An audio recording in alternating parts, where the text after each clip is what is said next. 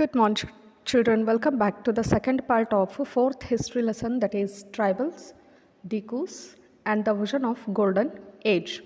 Let us to begin the lesson from the next point, that is forest laws and their impact.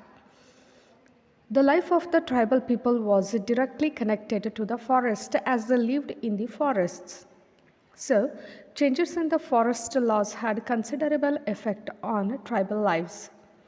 British declared that forest was state property, and even some of the forestry areas were classified as reserved forests as they produced timber which the British wanted.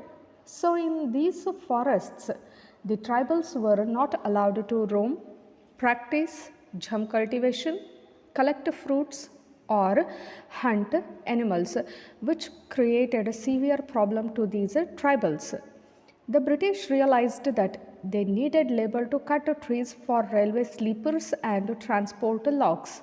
So, they gave jham cultivators a patch of land in the forest to cultivate and also look after the forest. Many tribal groups reacted against the colonial rule and at a time rebelled. The problem with trade.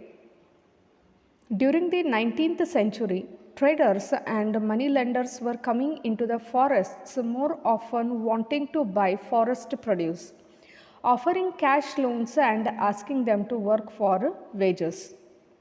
The silk growers of Hazaribagh were paid 3 to 4 rupees for 1,000 cocoons.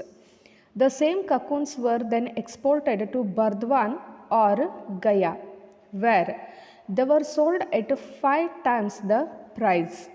So many tribal groups saw the market and the traders as their main enemies, as traders cheated them. The search for work. From the late 19th century, tea plantations started coming up and mining became an important industry. Tribals were recruited in large numbers to work in the tea plantations of Assam and the coal mines of Jharkhand. And contractors, they prevented these workers from returning home, and they paid very less amount in the form of payment or salary to these tribal people. A closer look. In the 19th and 20th centuries, tribal groups in different parts of the country rebelled against the changes in laws, the restrictions on their practices, the new taxes they had to pay, and the exploitation by traders and moneylenders. Here, some of the tribal communities who rebelled are the Kols. They rebelled in the year of 1831 to 32. Santals rose in revolt in 1855. The Bastar rebellion in central India broke out in 1910, and the Worli revolt in Maharashtra in 1940. Birsa Munda.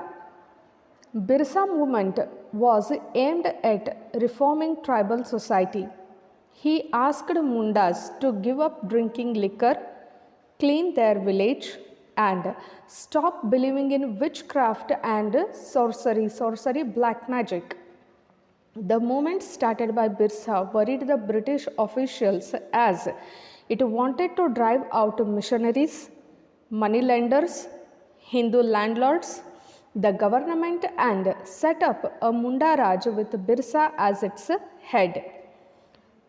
In 1900, when Birsa died, the movement faded, but however, the movement was significant in two ways, and those two ways were: it forced the colonial government to introduce laws so that the land of the tribals could not be easily taken over by Dikus.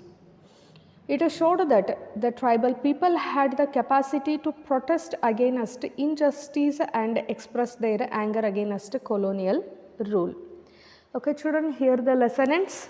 In case of any doubts, please contact.